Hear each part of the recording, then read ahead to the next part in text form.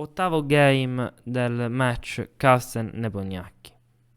Anzi, Carlsen-Nepo, perché la pronuncia la vado a sbagliare. Quindi ottavo game della Carlsen-Nepo. Carlsen sta conducendo con un punto di vantaggio, quindi conduce 4-3 grazie alla vittoria ottenuta in game 6. Game 7 patta, e trovate il video della mia live di ieri. Game 8, Carlsen ha il bianco e qui si ha un qualcosa di davvero inaspettato. Domani giorno di riposo, quindi partita pre-giorno di riposo, E4, E5, cavallo F3, cavallo F6, quindi difesa russa che va a controllare il centro, il bianco minaccia cavallo per E5, il nero minaccia cavallo per E4, in game 4 era già stata giocata da Nepo col nero, ed era stata giocata la variante con cavallo per E5, D6, cavallo F6, cavallo F3, cavallo per E4, D4, D5, alfiere D3, alfiere D6, quindi proprio uno sviluppo dei pezzi normali e l'utilizzo della casella E4 da parte del cavallo, che è proprio possiamo anche chiamarlo avamposto, un pezzo piazzato molto bene in E4, ma qual è l'altro pezzo che viene lasciato, l'altra casella che viene lasciata è la casella in E5. E qui si vanno a bilanciare queste due cose. A Rocco C4 C6, questa era stata game 4 e qui ci sono diverse idee con cavallo C3 o cavallo D2, ma è una difesa molto molto solida e infatti la russa o Petrov viene definita come una delle difese più solide che ci siano negli scacchi. Stavolta Carlsen cambia e in partita su cavallo F3 cavallo F6 va a giocare la variante con D4, che è molto interessante. Su cavallo per E4, alfiere D3, qui ci sono due varianti possibili. Una è D5 che è stata giocata in partita, l'altra è cavallo C6 che è interessante, lascia il pezzo per fare una futura forchetta in E4, quindi dopo alfiere 3, D3, E4. Ma c'è la possibilità di giocare alfiere G5 intermedia guadagnando un tempo e addirittura su F6 poter giocare anche cavallo per E5 cercando proprio di dare il matto grazie a cavallo e donna. E questa poteva essere una variante molto interessante. In partita, come dicevo, è stata giocata D5, cavallo per E5, cavallo D7, cavallo per D7, alfiere per D7. Non gioca cavallo C3 perché non vuole che ci sia una struttura pedonale del genere con C3, C2 e A2, e quindi gioca cavallo D2. Molto solida, tanto appunto non deve dimostrare niente, ha un'ottima posizione. Già qui il bianco, nonostante la posizione sia simmetrica, avendo il tempo in più ha possibilità d'attacco, e anche con donna H5 attaccando il pedone in H7 e il pedone D5, quindi non ci si può bloccare, e minacciando C4 o con la presa o con C5. Nepo gioca H5, mossa stranissima, mossa che, come commentavamo in live, sembra una mossa da blitz, e davvero forse compromette il match.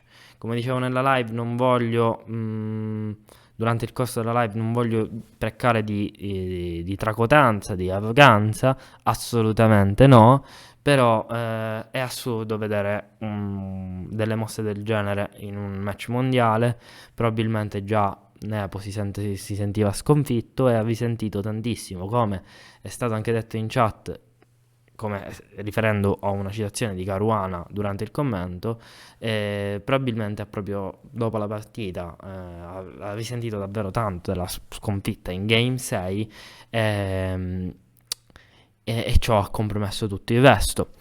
Donne 1, scacco, mossa bellissima, con l'idea di usare questa batteria di donna e alfiere per giocare anche dopo alfiere B4.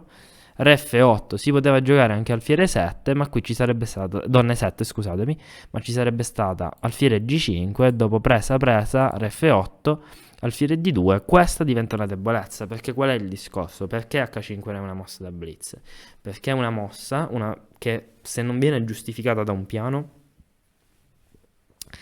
non serve a niente, e anzi serve ad autocrearsi una debolezza, crearsi una debolezza che sarà probabilmente permanente, o col pedone in H5 o col pedone in H4, che darà solo buon gioco al bianco e non buon gioco al nero.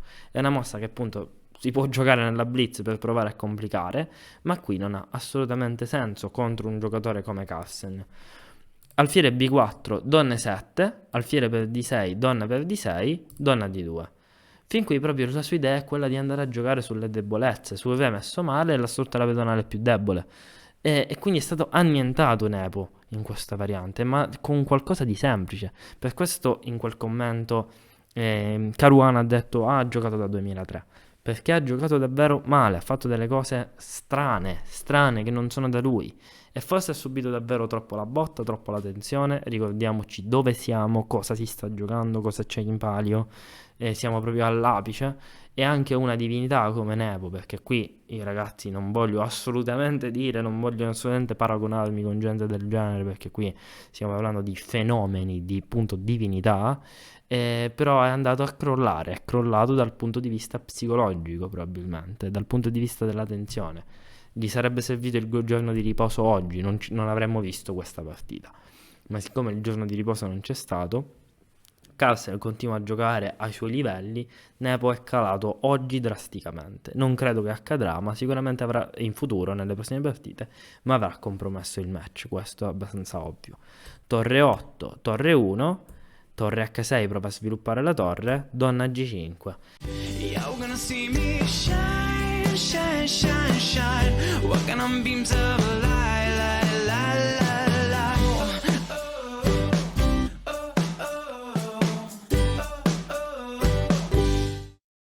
Controlla ancora le case scure e la debolezza del re, minaccia anche idee con C4, C5 o C per D. E una frase importantissima è che se comunque dovesse continuare l'attacco di fianco, che comunque non sembra avere grande vita, si può giocare una reazione al centro. Contro un attacco di fianco è importante reagire al centro.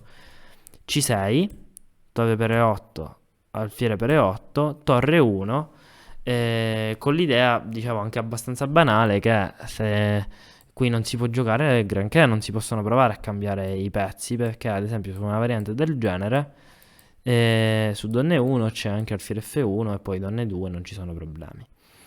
Donne 3 su donne F6, stavolta meglio non cambiare le donne perché ci sarebbero più chance di batta per il nero, quindi continua a tenerle per avere appunto più chance dinamiche.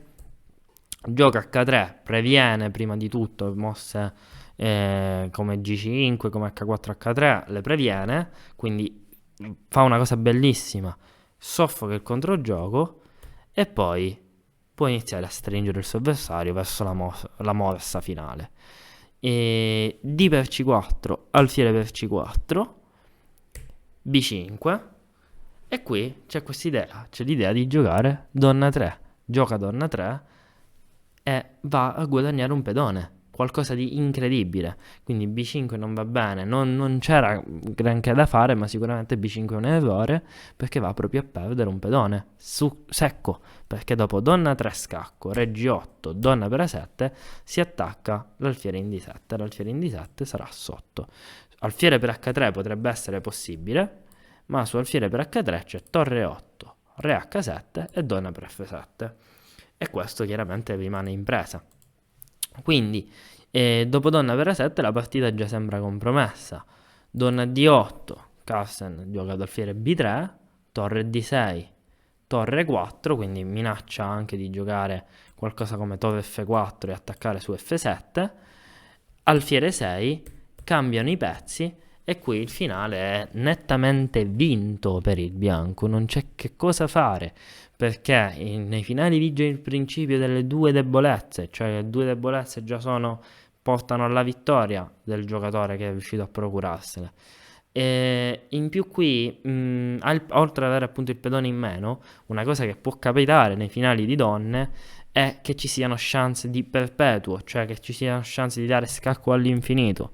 Ma qui non può accadere, riesce a tenerlo e ha delle debolezze davvero significative in C6, E6 e soprattutto H4.